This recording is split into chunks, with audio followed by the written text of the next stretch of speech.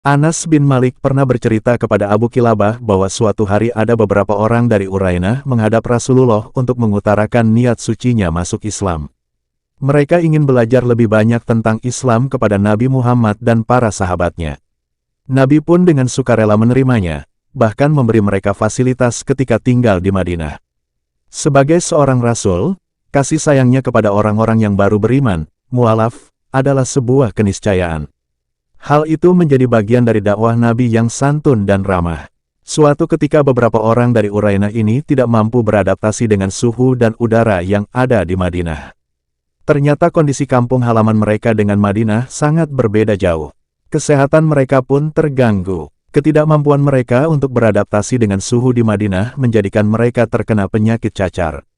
Rasulullah yang iba melihat kondisi mereka memerintahkan kepada penggembala untanya untuk membawa mereka keluar kota Madinah.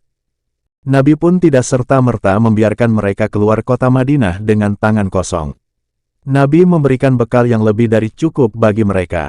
Nabi membawakan mereka unta yang banyak perahan susunya. Nabi berharap agar unta itu bermanfaat. Mereka bisa meminum susunya dan memakan dagingnya. Ternyata benar, ketika mereka keluar dari Madinah, seketika penyakit mereka sembuh.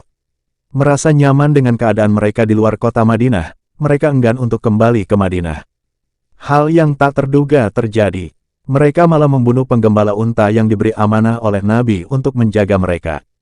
Tak hanya itu, mereka membawa kabur unta-unta Nabi yang telah berjasa besar menyelamatkan mereka. Kabar tidak enak tentang kejahatan mereka pun sampai ke telinga Rasulullah Shallallahu Alaihi Wasallam. Beliau marah besar setelah mendengar kejahatan mereka. Rasulullah kemudian mengutus seorang sahabat untuk menangkap mereka yang ternyata masih belum jauh dari tempat terbunuhnya sang penggembala unta. Mereka dijatuhi hukuman yang setimpal oleh Nabi atas kejahatan berlapis, membunuh, mengambil sesuatu yang bukan hak milik mereka, bahkan mereka telah murtad. Namun hukuman itu dirasa sangat kejam bagi mereka, karena pada waktu itu ayat-ayat hudud, hukuman, belum turun kepada Nabi.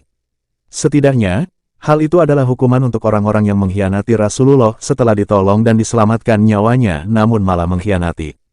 Kisah tersebut setidaknya mengungkapkan dua pesan. Pertama, belas kasih dan kepedulian Rasulullah kepada umatnya begitu besar. Hingga hal-hal teknis yang menyangkut kemudahan bagi para mualaf itu pun sangat beliau perhatikan. Kedua, pengkhianatan bisa menimpa siapa saja, bahkan seorang Rasul dengan perangai tanpa cacat sekalipun. Kenyamanan dan fasilitas kadang tak membuat seseorang kian baik, bisa malah sebaliknya ketika hatinya dikuasai keserakahan dan ketidakjujuran. Wallahu a'lam. M. Alvin Nur Haironi